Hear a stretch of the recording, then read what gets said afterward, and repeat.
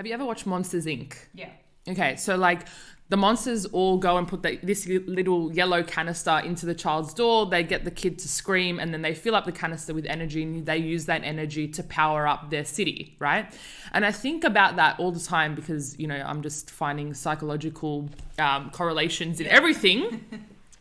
Is that imagine the things that you do and all the energy that you invest is filled up into this canister. You need to empty your canister, otherwise your door blows up, right? So that is very much similar to how we feel when we invest ourselves in all of these things, but we're not actually exerting that energy somewhere, or we're feeling really filled up about it, but it's not good for us, that we feel really, really heightened. For what reason?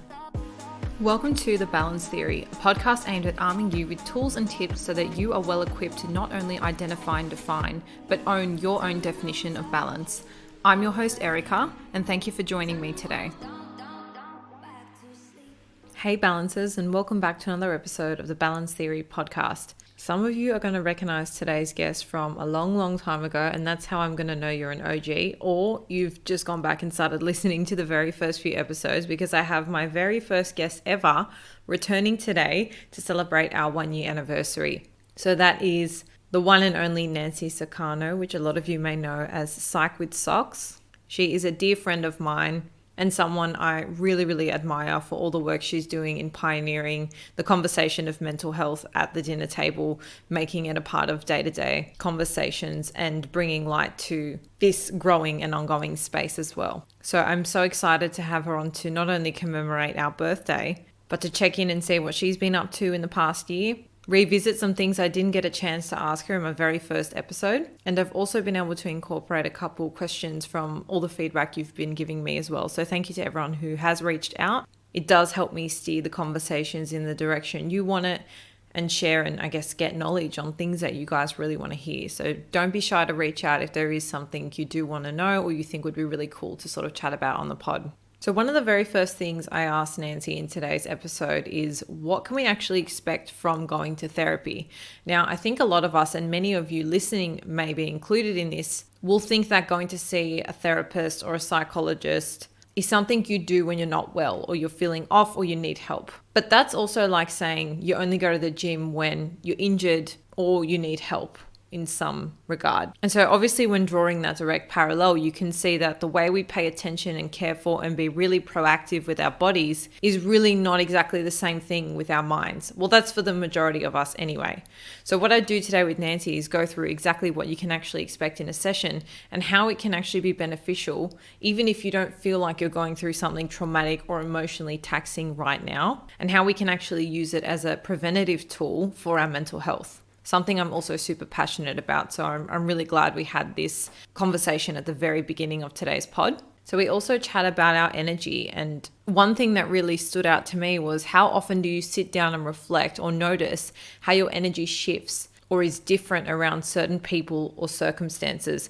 And more to the point, when it is negative, how that makes you feel afterwards. Do you sit and reflect, noticing what those people or circumstances are, and then, you know, kind of rethinking how you'll either limit your exposure or rethink if it's really necessary in terms of your balance. So that was another really cool area we spoke about. We also go into how to find what lights you up, procrastination, and how, yes, it is a curse at times, but actually identifying when it can be a really healthy thing, just knowing the fine line between the two. And people pleasers, you're getting another shout out, because you all play a really big role when it comes to boundaries, and might I add, low boundaries to no boundaries.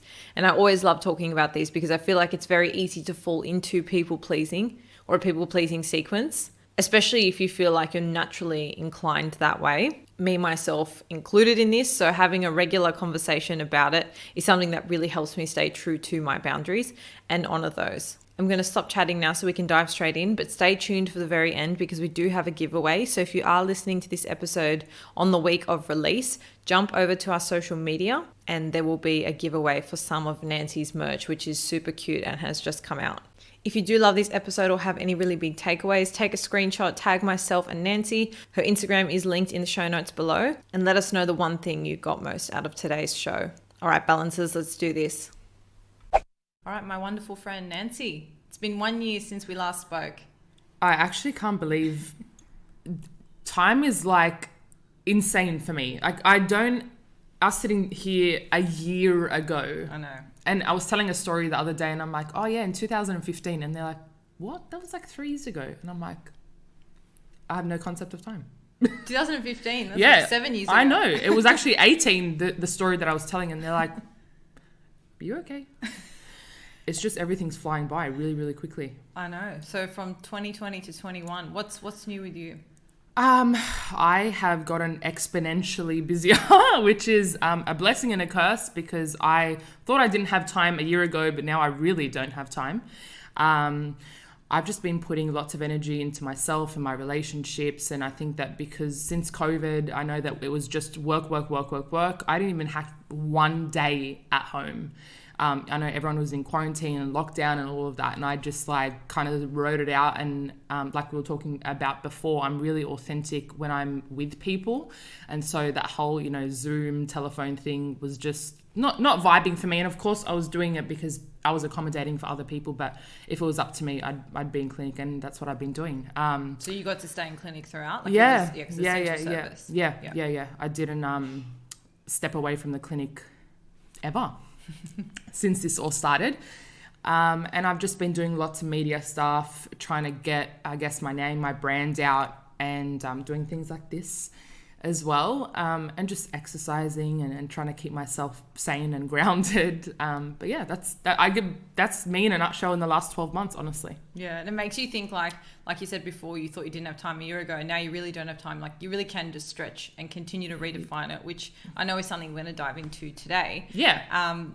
And I'm really excited to have you on, because obviously you were my first guest ever on the podcast, and being our birthday month, I thought it would be very memorable to have you back on. So thank you so much for having me. No, of course, it's an honor. And for anyone who hasn't listened to our first episode, we spoke a lot about, coming out of COVID and quarantine, what that means for you, how to not pit yourself against other people. And I think even though we've, largely, and especially in Australia, moved on past COVID, there's a lot of really transferable takeaways from that episode. So do a scroll back to number 1 if you want to hear, I guess, what we had to share there. But one thing I didn't ask you last time, which, upon reflection, I think is something good to discuss, is what can people actually expect from seeing a psychologist? Because I know I even have a lot of really good friends. I myself have been seeing someone this year.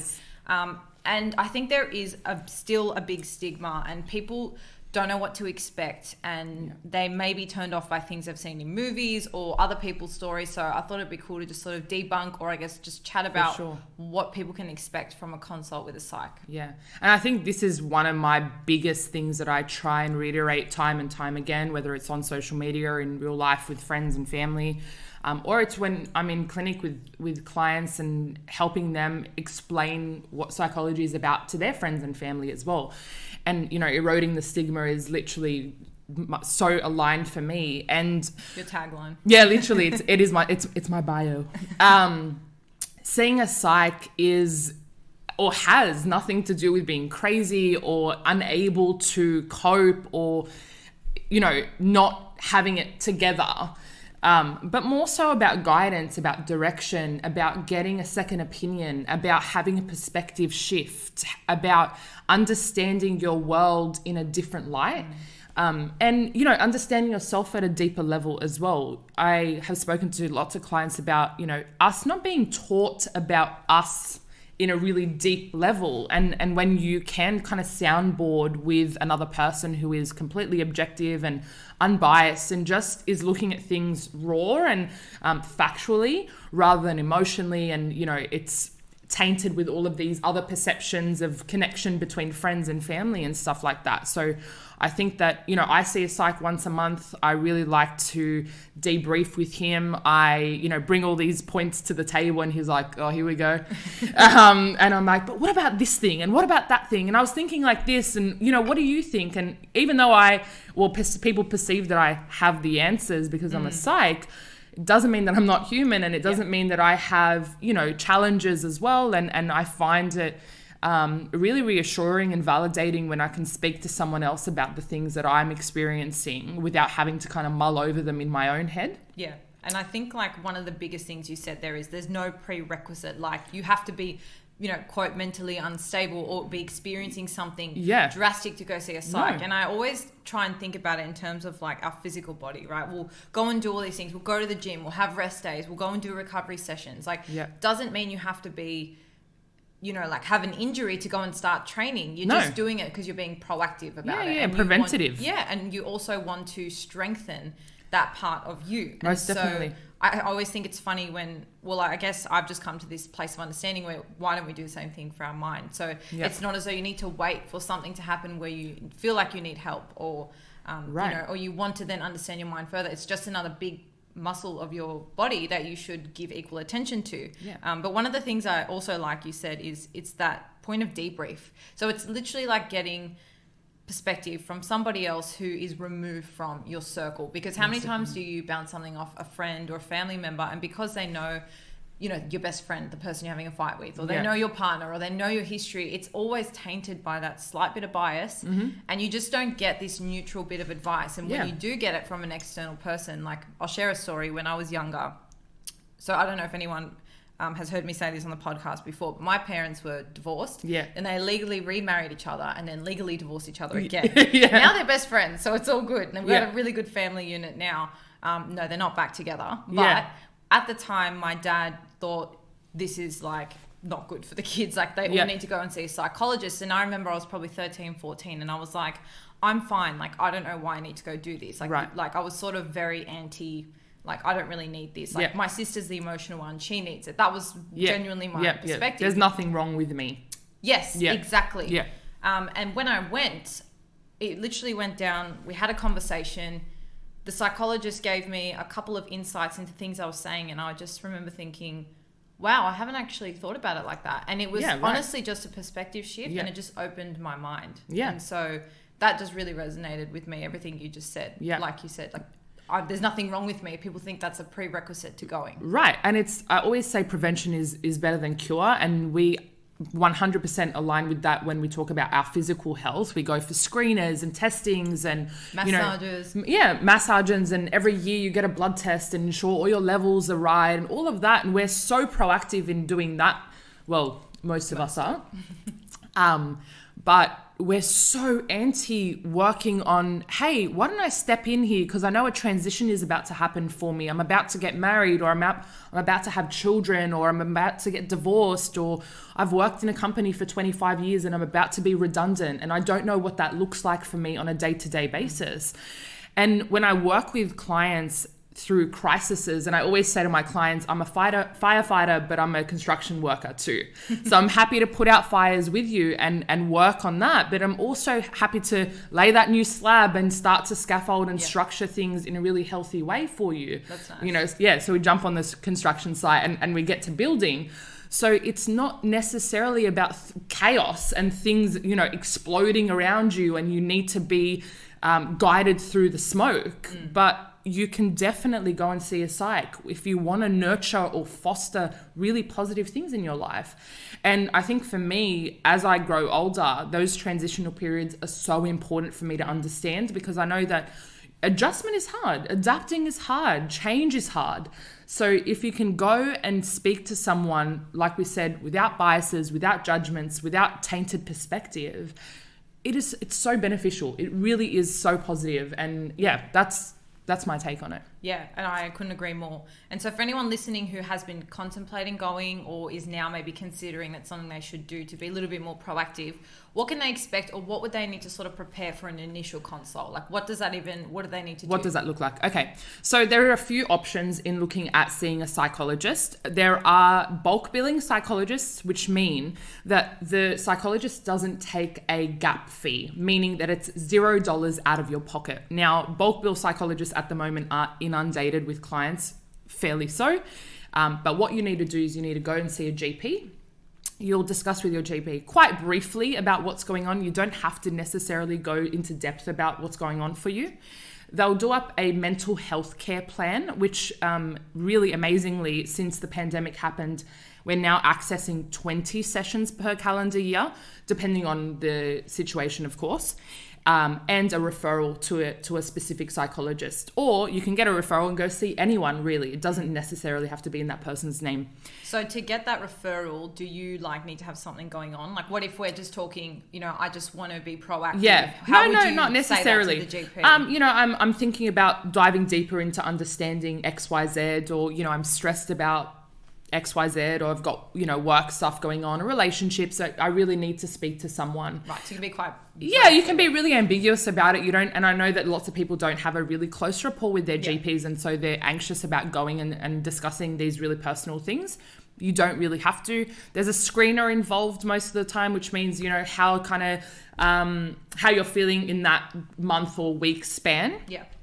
So you'll obtain that documentation, and then either your GP will find you a psychologist through their recommendations in your local area, or you can obviously do your own research and find a psychologist that you feel is best fit. Yeah. Again, finding a psych is really difficult in terms of the relationship dynamic. And I think that, and I always say in my sessions, the relationship and the therapeutic alliance between me and my client is the most important part about therapy, because it is such an in-depth relationship with all the ethical standings, of course.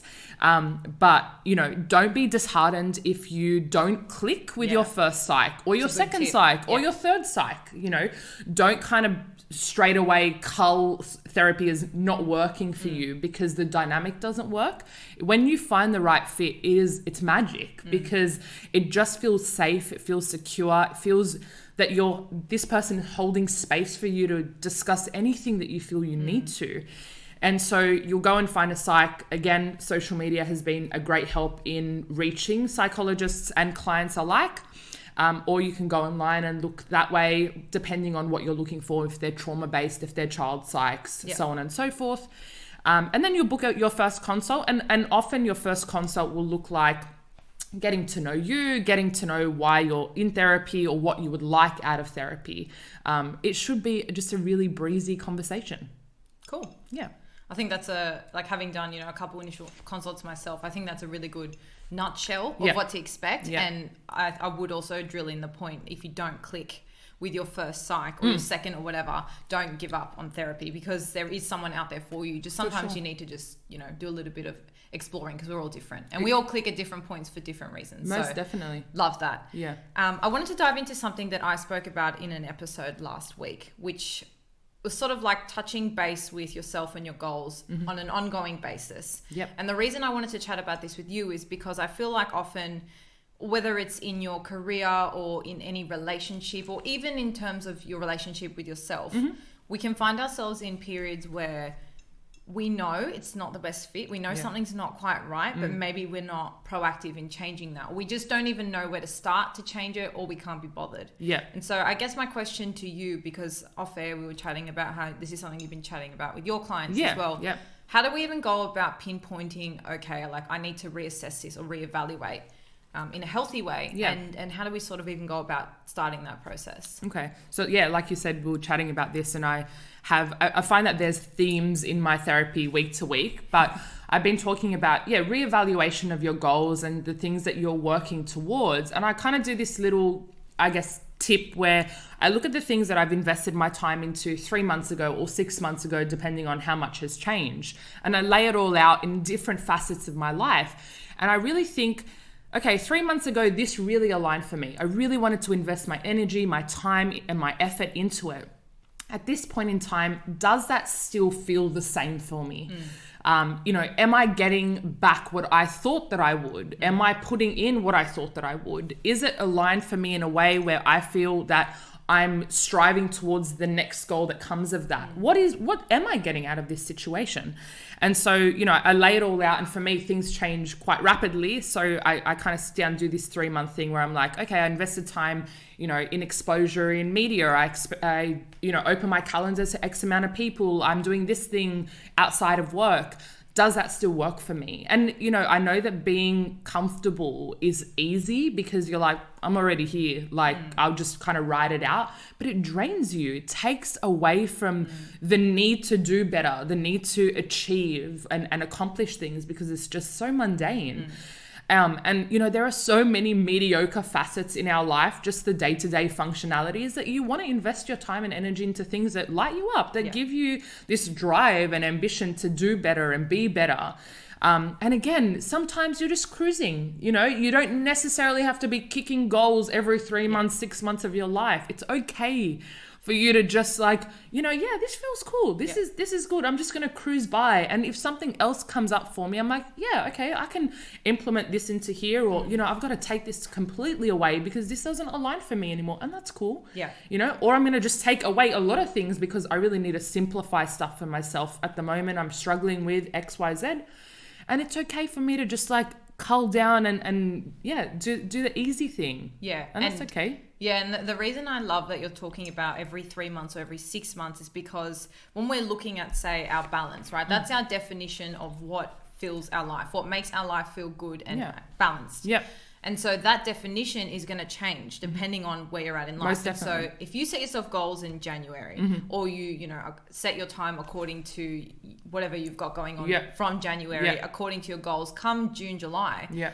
If your idea of balance has changed, or two, your priorities have shifted, those goals may no longer be aligned with the 100%. direction you want to go, which is kind of something I was talking about more with respect to your goals. So the reason I'm glad we're having this conversation is because I feel even if what you're doing is not exactly correlated to your goals, for example, and it's just something to do in your life, so it could be like a toxic relationship or dissatisfaction with work, we can still implement those points of reevaluation. And that's what you were just speaking about to me off air. So I'd love for you to share what you were saying just then.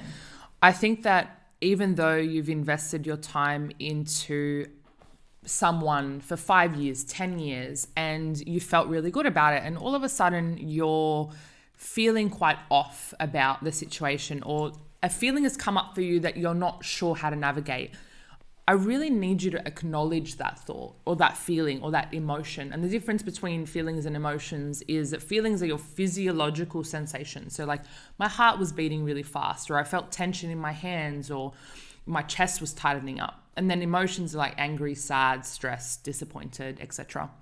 And I think that when feelings or emotions come up for you, you want to address why that may be. Try and find the correlated factor. Or maybe you just feel really drained by this person, whether it's romantic or a friendship.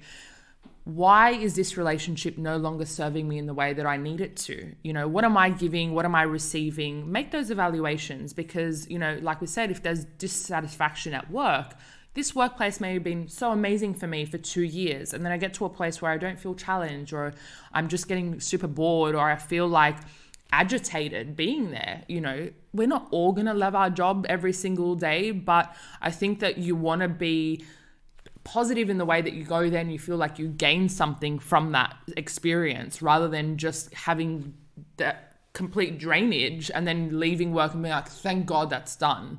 You know, and having that apprehensive anxiety about like, oh, I really don't want to be there.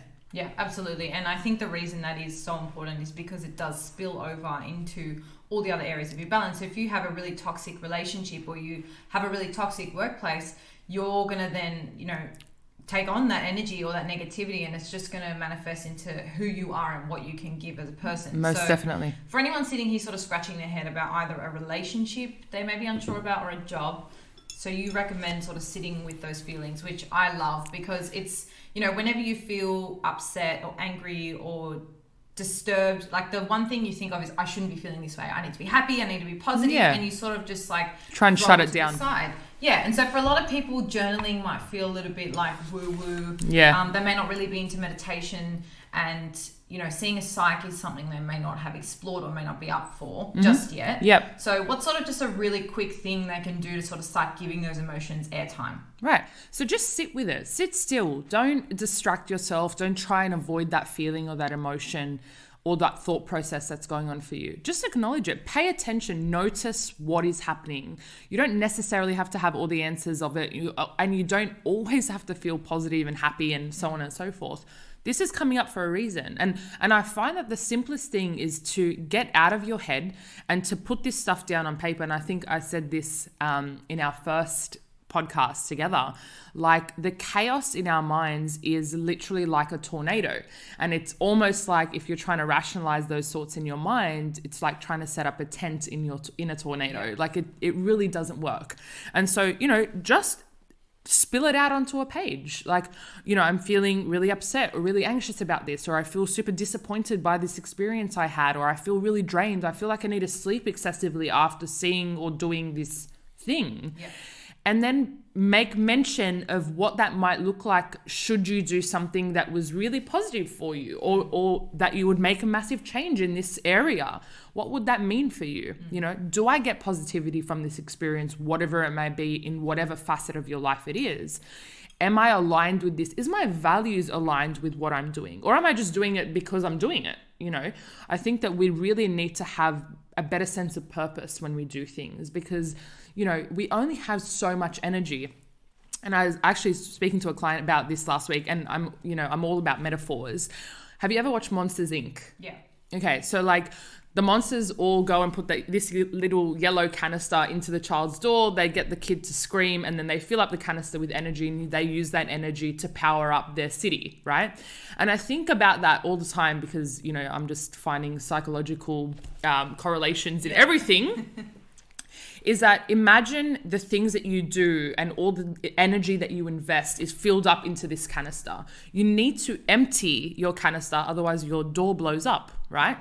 So that is very much similar to how we feel when we invest ourselves in all of these things, but we're not actually exerting that energy somewhere, or we're feeling really filled up about it, but it's not good for us. Yes. That we feel really, really heightened.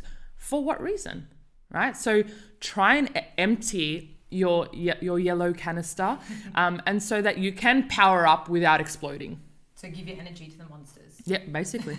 Yeah. No, I love all that. And I think it's a good thing to do ongoingly, because as we said, like your balance and things that just pop up in your life that will change the course of A, what you need, B, what you want, and C, like where you're headed. So as long as you all of this is really a discussion of giving yourself that time, and whether it is, I feel like going to see a psychologist is literally just giving yourself that time to air things you wouldn't normally pay attention to. So if that's not something you're going to explore, and I mean, for obvious reasons, I'm a massive advocate of doing then you need to give yourself the time to do that, because if you're not in touch with yourself, then, how can you expect things to plow in the way you want? Yeah, and I think an important part of understanding if you're ready to go to therapy is you want to be able to make these adjustments or these changes for yourself, or you're ready to sit still and listen to the things that are going on for you.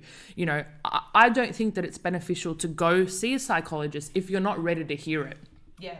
If you're not ready to implement the changes, if you're not ready to get raw and real with yourself, because again, that's a hindrance to the progression of therapy. If you're going in being super resistant and not wanting to take on the information and implement it in your life, of course it's not going to work.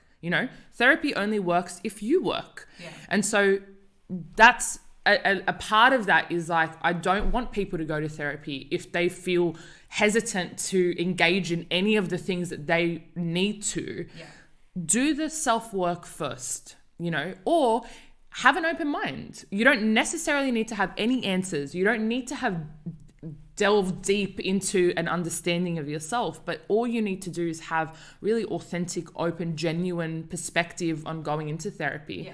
And it will be a positive experience. Yeah, I don't have anything to add to that. I think that really ties it up nicely. Yeah. I think a topic sort of linked to this and being self-critical and analysing, I guess, where we spend our time, or our energy vampires, as I like to call them, is a topic of procrastination. Sure. So I consider myself to be like quite a proactive, efficient person. Like I've got a lot going on. I've got to be very strategic with my time. Awesome. But I still have moments where I feel like I'm just like wasting time on Instagram, and I'm just procrastinating, or if there's something on my to-do list, like it will stay there for a lot longer than it needs to. And I think procrastination on a bigger scale can really just be a hindrance of the life we want to live in many different ways. So for anyone listening, whether that looks like to you, you're procrastinating leaving a friendship or a relationship because it's too hard. Or you're procrastinating maybe starting that course or that line of work or that business that you've been dying to do for so long. You're in a bit of like a plateaued rut, shall we say. What's going on there? Like, why do people fall into procrastination? How can we sort of dig ourselves out of it? Yeah. Whether it's, momentary, small, I'm just scrolling on Instagram, wasting time, or long term, like it's been years and I need to make a change. So we're either looking at a fear of outcome. So I don't know what happens if I invest my time, energy, efforts into said thing that I'm procrastinating. I don't know how much energy I need to put into this thing for it to change. I'm so fearful of what's to come that I'm stagnant. I'm stuck in the mud. And I'm like, if I just mull over it a little bit more, if I do other things first, and this impact bias, like if X, then Y, like if I leave this job, I'll be super, super happy. Or if I leave this relationship, I'll be so miserable that I won't be able to go on. And so we have this narrative running like these things will equal these things. But there's such a continuum in the things that we do, the goals that we set. It's not necessarily here and then there. Yeah. So I think that on a larger scale, procrastination is about fearing outcome or wanting to know exactly how this is going to pan out. And I'm so unsure about it. So I'm just going to stay here.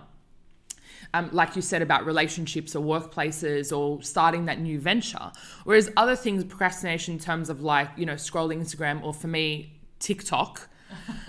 Love a good TikTok. Love a few 7 hours on TikTok. When 10 minutes turns into 4 hours. Right, and they're only 1 minute videos. Well, now they're 3 minute videos sometimes. And I'm like, I find myself being like, okay, I've got to get up at 6:30, and I'm like, quickly getting the most TikTok time in. And I think it's because there's this point of me where I'm like, as soon as I press start, everything's going to go. And so I kind of just like savor those last moments. And this is for me anyway, in the morning. But I think that's more like, look, I'm not saying scrolling on Instagram in and of itself is a procrastination. No. I think there is an enjoyment piece, there is an escapism piece, and it is like an enjoyable platform. There's a lot of shared things, but it's more like, for me, in the middle of the day when I've got, a couple emails, I'm like, I'll just see if I have any DMs, and I'll just sort of have a scroll through. Yeah. And, that's when it's kind of impactful. I think that, again, most of the time it's the things we don't want to do that we're procrastinating from. And it's okay to not want to do those things. There are super mundane things like admin work and responding to emails and, getting up and being stuck in traffic for 45 minutes. Like, I understand that. And again, I'm a pro at procrastination. I have been trying to get out of procrastination for forever, but I understand that that's just a part of what I do, and I know that I'm managing it a lot better now. And again, you don't have to be perfect. There is, and I think we have been talking about before, being on Instagram and being, this whole day-to-day routine thing where everyone's so perfect and everyone's got everything perfectly done, and then everyone else is looking at it on the outside being like, oh wow, I'm failing at life in general. Like, it isn't that way. It really isn't. And we always say this is the highlight reel and you're judging it against your behind the scenes. It's okay to procrastinate. It's okay to be lazy. It's okay to do all the things that we feel like, oh my God, this is happening. I can't believe it. How do I get out of it? But you've got to look at it in how much is it impacting my day-to-day function? How negative is this for me? We don't, again, like I said, we don't always have to be kicking goals. Just cruise. It's okay. Yeah. But understand how much this is impacting you. And when you feel like your day-to-day functionality is being hindered, that's when you need to take a step back and be like, okay, what am I doing wrong here? I think it's more like when it starts infiltrating your happiness, your levels of enjoyment, your satisfaction with what you're getting out of things. That's when I think there's a point. But if we go on a little bit of a tangent here, I want to ask the question, do you think that there's a healthy level of procrastination, or do you think procrastination to some degree is necessary as sort of breaks throughout our day? I think, again, like, because we're looking at it like we need to be productive 24/7, we name it procrastination, but again, it's okay to have rest breaks. Yeah. It's okay for you to like just kick it on the couch for half an hour. You're not necessarily procrastinating. Rest is really, really necessary. Because and when we talked about burnout, I think even a year ago, these points of arousal, you need to have adequate rest between arousal. Otherwise, you will psychologically burn out. Yes. It's okay to stay in bed an extra 20 minutes if you're feeling super tired. It's okay to wrap up the night a little bit earlier. It's okay to close your laptop and just hang out and, you know, have a tea or call a friend. That's super okay. It's not necessarily procrastination. So you need a rest. Yeah. I think it's where we draw the line, right? What's the label difference between having a rest and procrastination? Yeah. Because I feel like you said, we're quick to call like scrolling through the gram at lunch, procrastinating. Right. Really, I actually function better when I take routine breaks throughout the day, even if it's like every hour, 5 minutes. And I've had people on who are like neuroscientists, or they've done a lot of research in the brain, and they actually talk about how performance is sustained for longer if you maintain those consistent breaks, because like you said, you're having those periods of rest in between arousals. So I think that's a good kind of reflection piece to say, okay, what have I maybe been discriminating as procrastination? Because really it carries this negative connotation to it, and so we don't then, you know, embrace our rest or our breaks or our 5 minutes on TikTok, you know. But that is an enjoyment thing. It is a rest thing. It takes you away from what you're doing, and that's super okay. So maybe like we just need to redefine, I guess, what we've called as procrastination, but could be a break. But then I think it's also a critical point to say, what actually am I procrastinating? I think it maybe comes down to those intentions. Things. For example, if there's something you really want to do but you've actually been putting off. Even down to like small day-to-day tasks, that's when that's different. Get in the way. And I think for everyone there is a balance for what procrastination looks like. For me, it's quite different to what that may look like for you. And rest is different for me and you. So I think it's very individualized how we're looking at our lives and the things that we put ourselves into. We're all very, very different. Our blueprints to our lives are different. This comparison of like, you know, Erica's been doing XYZ things every single day. I don't feel like I'm up to scratch, or I don't feel like I can compare to all of the things that she's been super productive about or proactive about. And it's like, well, maybe it just doesn't align for me, and that's okay. And it's also like, who's holding you to that standard? Like, really, it's yourself, right? And so you're your own judge. No one else is sitting there going, oh, Nancy's doing as much as Erica, or you know, or she hasn't, you know, trained today, and she normally trains every day. Like, you've got to be your own support base. You've got to be your own judge in a way, and be self-critical of what you're doing outside of what other people are doing. I do want to ask you though, something that just popped into my head, because it is something people have sort of DM'd me. I think in the last year, because I found a couple passion projects, shall we say. Yeah, cool. People have sort of come to me with a question of, I don't know what I like to do. You know, because we always talk about doing what fills you up, doing what lights you up. And that doesn't have to mean it's your 9 to 5. Because most of us need to work. And, you know, work sometimes has the fulfillment piece of, you know, financial stability. Yes. And so it doesn't have to be the thing that lights you up. It's then looking at, okay, what do we do in our spare time, or how much time are you spending with your loved ones, etc., etc.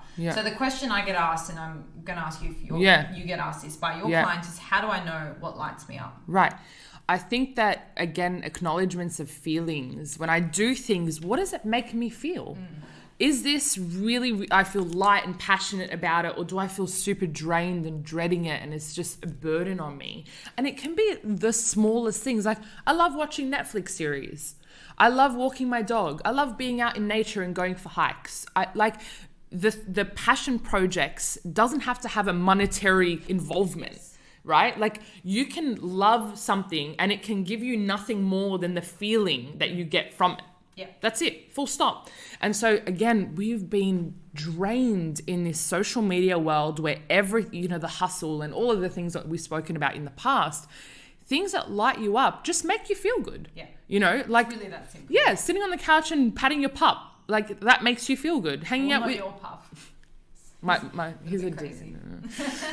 Sometimes he's temperamental.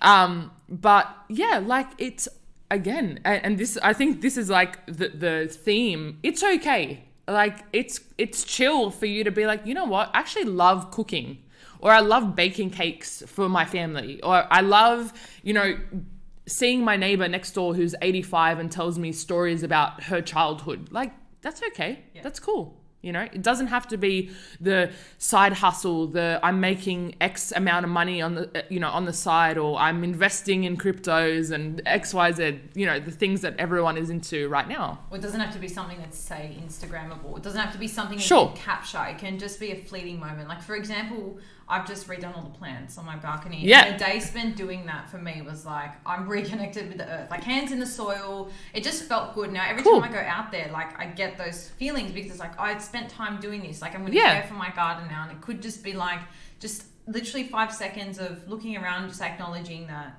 it looks beautiful. Yeah, this feels good. Or whatever it is. And, to those people who are like, well, yeah, I don't know what those things are. You just need to trial and error. Like, Yeah. literally, go for a walk along the beach, see how that makes you feel. I don't know. Like, you've got to try out different things. You just have to notice. Yes. And this is a really important attunement between body and mind, is that when I do things consciously, what does it make me feel? I want to notice my energy when I'm engaging in these things. I want to notice, how do I feel afterwards? And it could be that simple. And do you think sometimes, like, I know in the past, for example, I've had toxic friends, or the relationships turned toxic Sure. towards the end. Yep. And I found like that lull that it put me in lasted more than like immediately after. It was even like a few days. It turned into how I was thinking about myself, how I was engaging with my own aspirations. It turned all of that negative because of the energy I was taking from those people. So sometimes it's even like, you'll notice even a couple days later, right? Yeah. And so as well as like noticing how you feel when you do good things, also reflect on when have I felt bit shittier, and like what's that correlated to? It's kind of like when you're trying to test what's upsetting your stomach. You keep a log of everything you eat when you feel terrible. Correct. So it's sort of the same thing. 100%. And we are so good at doing these things, right? Our physical body. Yeah. I bloat and I don't know why. I'm going to cull the things that I eat and kind of pin it to that. It's exactly the same thing when it comes to energy, when it comes to my emotions, my feelings. What is it that I'm doing that's making me feel this? And like we said, journaling doesn't have to be this whole like dumpage. It can literally be a factual track of, I felt like this when I did this, or after I did this, I felt really, really good when I was invested in this thing, and then kind of find the patterns where that lies, and then invest your time into the things make you feel good, and try and stay away from the things that make you feel shit. Yeah, exactly like a food diary. You can literally have 2 pages, one every time you feel crap, one every time you feel good, and that's it. Notice the patterns. I mean, mental health doesn't have to be as complicated as we make it. It can literally be noticing, making acknowledgements of. We don't have to have, psychological terminology and diagnoses and all of the things that we think mental health is about. It can literally just be like, I'm checking in. Yeah. Love that. Yeah. And whilst we're talking about, I guess, our energy with other people, I do want to loop in the concept of boundaries. Sure. So it is also something I spoke about last week, but I wanted to speak with you about it in the frame of people pleasing. So through my own therapy and education, that way I've learnt, and feel free to correct me if my interpretation may be wrong, but I've learnt that often when you have people pleasers, which it's something I identify with, especially in my past. Sure. I feel like it's a process of, when you have a boundary that's low, people then end up crossing that boundary. And then when that happens too many times, you enter this sort of resentment phase. Sure. And you end up then avoiding that person. Yep. Because at the end of the day, like, you've set a low boundary and allowed them to cross it. Yep. And so I guess I want to know your thoughts on people pleasing. Is it something you personally deal with a lot in practice, or maybe even you have any personal anecdotes on it? And does it sort of link with what I've just explained? Like, because I feel like I've been in that situation where you end up resenting someone, but when you're really critical of it, it's maybe because you said yes too many times, and now they're just annoying you or zapping your energy. And it really comes back to, I guess, you conserving your own space. I think that there's 2 parts to people pleasing. I actually wrote an article about people pleasing like 2 weeks ago. I'll drop a link to it in the show. Yeah, cool. So how we kind of get to people pleasing is that we've mapped the world around us as, if I act in a certain way, if I'm likable, if I'm reliable, if I'm all of these positive things, that people will like me, right? So it's a very conditioned validation. I can't be, feeling bad around someone, or I can't say no to things, or I can't do the things that are not aligned for me because this person will end up not liking me or not validating me or wanting to be connected to me. And so the need for validation and reassurance and recognition comes from these people in our lives. And so we start to really tailor ourselves to this really conditioned response. And so we don't adhere to our own boundaries. We say yes to things we don't want to. We allow things we feel really bad about because we're like, I just need the validation from this person. I want to feel good. I want to feel like this person likes me, just like I like them. But then what it kind of like flips itself into, if I'm saying yes, yes, yes, and I'm allowing all these things and I'm feeling really terrible about myself, but it's okay because I'm pleasing this person, then I start to get this resentment phase, which we were just talking about, where it's like I've allowed these boundaries to be crossed time and time again, that there is no longer a boundary. And why? Of course, this person has seen me not adhere to my own boundaries. Why would they adhere to mine? They may not even know it's there. Right. So I've had an inability to articulate that boundary because I'm fearful of what the reaction may look like. And I think a lot of our behavior is fearing reaction, like we talked about in terms of procrastination. So I then start to be like, well, I want to disengage with this person because I feel really bad when I spend time with them or when I do the things that I don't want to do just because I really want to please them. I then withdraw from that. And then that's counterintuitive because I'm like, well, now this person won't like me because I'm disengaged with them, but I feel really bad when I engage with them, and I get really stuck in this thing. Of course, because it's very hard to have your own values whilst wanting to satisfy others. They cannot always meet. 100%. And I think that people pleasing is definitely something that I see in clinic on a daily basis. Wow, that's a lot. Yeah, on a daily basis. People feeling like they need the recognition because they haven't gotten that from maybe primary attachments in their lives. And everyone likes to be liked. Yeah, of course. We all do. We all need the validation and reassurance, connectedness, and a sense of belonging. It is part of Maslow's hierarchy of needs. It's primitively drilled into us that we need our tribe. So then we try and alter or tailor ourselves specifically to this one person so that I can please you, so that you can give me what I require. But then really, I'm not giving myself what I require. And so then, it's this whole really like push and pull thing. And it's really difficult for people to get out of. Yeah. And I guess the reason I'm bringing it up in light of what we've just spoken about is, if you're keeping a time log where you're noticing, okay, this particular person or situation makes me feel bad, I think it's a good reflective point to be like, is that because I've allowed a boundary to be crossed, or is it just because that person doesn't make me feel good? Because I think then you have one of two choices. It's either you can reinstate a boundary and maybe conserve a relationship that you've allowed to sort of cross too many lines, or you can say, no, this is actually not serving me, which sort of begs the question then, how do you reinstate or even put up a boundary if for so long you've let things go on the way they are? Because I think you can salvage, and people generally, if they're on your wavelength, they respect when you say no or you can't give them your time. Like, as long as it's genuine, I think people are open to respecting that. But it's like, how do you go about setting a boundary when you haven't really done it in the past? So what boundaries actually are having mutually respectful relationships. And so if the people or the person that you have not articulated your boundaries to is respectful of you, you can then step in 6 months, 12 years later and instate a boundary that you had not before. And should they respect you enough and you respect yourself enough in that situation, then most definitely you can conserve a relationship. If this person is like, hey, you know what, that wasn't important to you, or maybe it was important to you, but you had a really hard time articulating that in the past, of course I'll respect that this is important to you now. This is a value to you now. And yes, we can change up the dynamic of our relationship to have these boundaries in place. And that's super okay. Yeah. But if you are about to set a boundary and you feel like you're fearful of the reaction that may come of that, or that this person will not respect the boundary should you lay it down, well, that's where you need to look at, is this relationship really right for me? Yeah, and I think the reason this is really important to grasp, not only if you're the kind of person who feels like you're a people pleaser, is because as you go through life, things are not linear, things will change, and so you're actually going to have to set different boundaries at different points. When you have kids, you're not going to be out every Saturday night. Exactly. You're not going to be, probably you want to be in bed at 8 o'clock or whatever it is. Like, I'm not a parent, but as a off my head example. And so I think you need to be get comfortable articulating your needs to other people, because Most you can't definitely. expect them to, you know, honor them if Yeah. you can't express that. And I think conversely as well, it helps you understand when people set their boundaries, when they say no, when they might need to reschedule, or when they Yep. can't give you their time. You can, you know, empathize with that empathy. as well. Yeah, most definitely. And on that point, our lives and our transition periods are going to come with a completely different set of boundaries.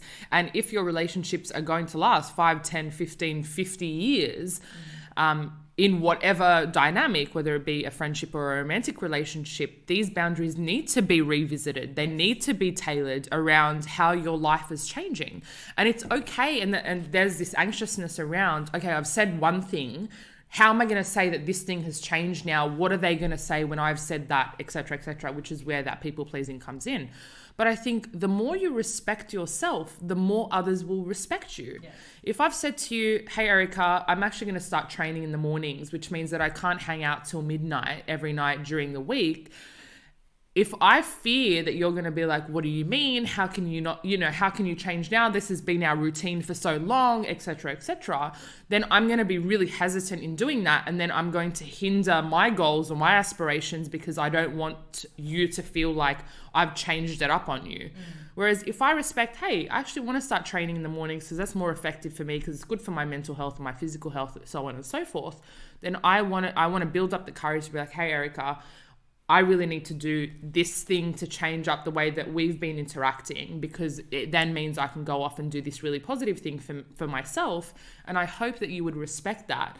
And, it is all about assertiveness, and assertiveness is difficult when we're anxious and when we fear reactions and so on and so forth. And so another thing that I really work on in therapy is being assertive, and assertive enough to build boundaries and articulate boundaries and have people respect them. Yeah, absolutely. And on that note, if you do have someone that receives the boundary adversely or is not respectful of it, then it could be a point of, okay, this friendship has served me up until now. My goals and what I want to need out of life is changing. This person, doesn't align with that or is no longer supportive of it. And Most that's definitely. okay. Yeah, most definitely. I think it's unrealistic for anybody to have the expectation that things are permanent. I think impermanence is like symbiotic with life. Really. Yeah, right. Yeah. Things are always changing. And so you're either going to have those people that are going to respect that, grow with you and respect your changing needs. Yeah. Or you'll have, relationships or situations that are transitional. Yeah. And that's cool too. Because it's like seasons. They come and go for different reasons. Most definitely. Ooh, poet, don't even know it.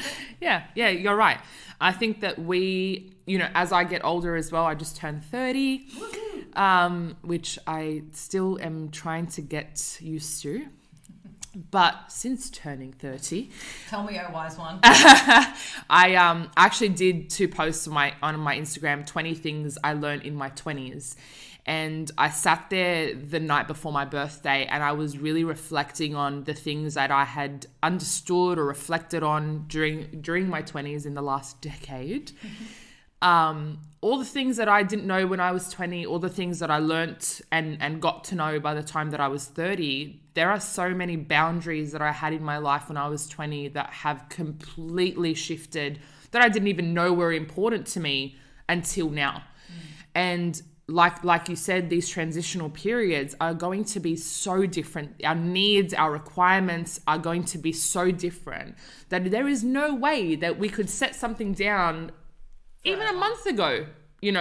Things change so rapidly. Time is flying by. And so, these changes are really, really rapid. And so we need to then really align those boundaries and the relationships and the things that we do with that. And I think the biggest thing to help or support that aspect of life is to just be flexible and be comfortable in that changing nature of life and sort of be like, okay, I set this for myself, but it's actually no longer the case, or it needs a little bit of a reword, needs an edit. Or that boundary needs to be revisited, and it's okay for things to not be like fixed and have this rigid mental map that's going to last you for the next 20, 30, 40 years.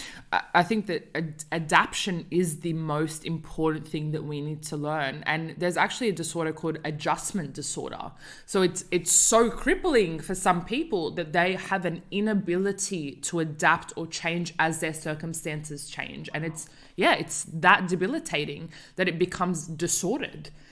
So if that's something that we've cultivated through all of these people experiencing this certain feeling or this criteria that people can match up with and have a diagnosis of adjustment disorder, then we can understand how important it is to adjust and to adapt and to change as the world around you changes, because it is ever shifting, ever changing. If we just stay stuck in the way that we've thought and our rigid mindset, then we're going to get left behind and it's not going to look pretty for us.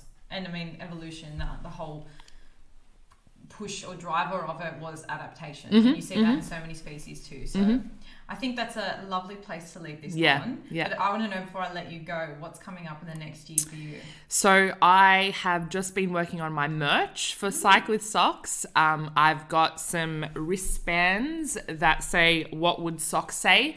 It's something that I have been talking to my clients about. It's a segment that I do on my Psych Instagram page where I put up some questions, or everyone asks me questions and I give, short, simple answers to. And lots of clients have said to me as well, I always think in difficult situations, what would Nancy say? And so I kind of branded that around Psych With Sokz, and I've made some cool bands. I've got some water bottles coming. I'm going to put together a thought journal as well, something that's a little bit more succinct, helps people really focus on what they need to instead of kind of the free reign journaling. Hoping to do more media stuff. Going to put together some workshops as well for, bigger groups to get connected with understanding your mental health in different aspects. And lots more client time. Well, I know a lot of people listening would love to get across all of that. So if they want to connect with you, Instagram's the best place, or the website? Both. My Instagram is Psych With Sokz, and my website is psychwithsokz.com. Perfect. I'll pop links to that below. Thank you. And we also have a giveaway today. So I'm actually going to give away my bands. I'm going to give 3 lucky people, or 3 lucky listeners to our podcast today, some What Would Sokz Say bands. Yeah, so head over to our Instagram. We've got a post up that'll be going up on the day this episode comes out. And you'll just have to follow the prompts there. Yes. And happy winning bracelets. I've got one too and I love it. So check them out for the cute pics of those. Yep. And it's actually a good thing. It kind of, instead of, counting to 10, my mom always said, count to 10 when you get angry. It's just ask yourself, what would Sokz say? Yeah. Well, thank you so much for your time. You're most welcome. Our listeners would have gotten so much out of today, and I'm loving seeing you grow and all the new info you're bringing out. You're teaching me a lot along the way. Awesome. And can't wait to see what the next year brings for you. Thank you so much. Thank you for having me. Start of year 2. Oh my goodness. You commemorate the next round of interviews. Yeah. Awesome. Thank you so much, Erica. I appreciate it. And that's a wrap for this week, Balancers. Thank you so much for tuning in. I hope you found this episode useful to some degree in either steering or determining your definition of balance today. As always, the biggest compliment for us is if you share this episode with someone who you feel might need it, or if you're on Spotify, you can click follow, or on Apple Podcasts, you can leave a rating or review. If you have any suggestions for up and coming podcasts, feel free to shoot us a DM or an email. Our Instagram is @TheBalanceTheory and our email is thebalancetheorypodcast@gmail.com. Otherwise, you've always got the option of subscribing to our mailing list. We only send you email reminders when the episodes drop, so you get them fresh out of the oven. No annoying spam, we promise. I hope you enjoy the rest of your week, and until next time, stay balanced.